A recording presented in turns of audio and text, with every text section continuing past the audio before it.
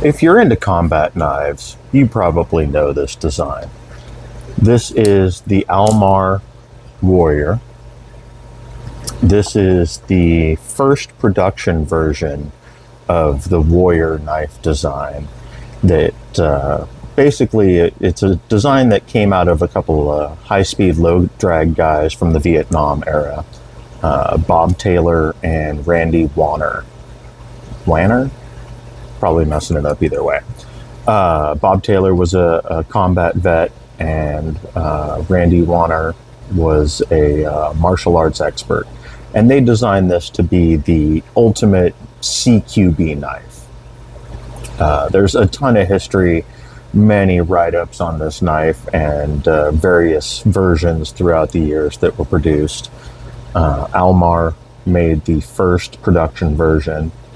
This was the last knife that Al worked on before he passed away in '92. And so this is the last design that Al had influence on in the company. It is just an absolute beast of a knife. These are technically quite a bit heavier than they were intended to be. They were originally designed to be done out of a thinner ATS 34, and at some point in the late production in Japan, they were changed to AUS 8, and the thickness was beefed up.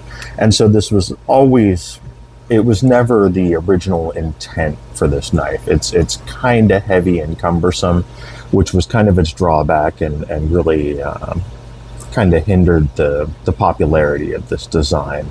But it's still an absolute awesome, amazing, wicked, nasty combat knife. It's designed with a continuous curved edge to give you maximized slashing potential.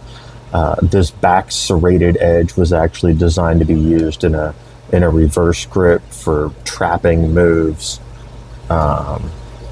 Yeah, just a super, super cool piece.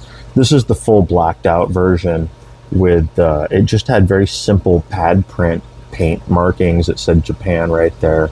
It's almost completely worn off. And then, focus.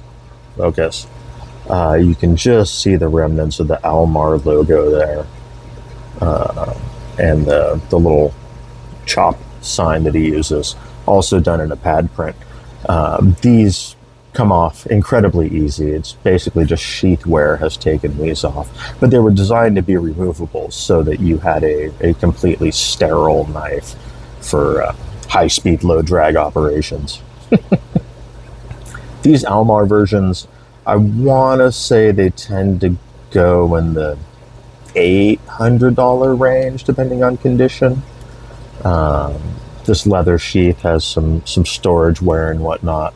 A little bit of corrosion on the snap. I did notice there is actually one clear mark on the whole setup, and that is Almar's chop logo there on the inside of the snap. Ooh. Pretty cool.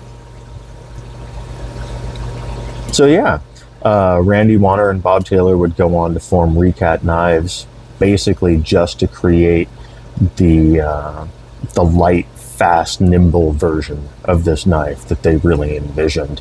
And then they went on to build a bunch of really, really cool folders with Pat Crawford's rolling lock mechanism too. So yeah, pretty cool piece for Fixed Blade Friday. Hope you guys enjoyed this look at my big old Almar Warrior. I haven't had this thing out in a while. I hope you guys have a good day, and I will catch you tomorrow.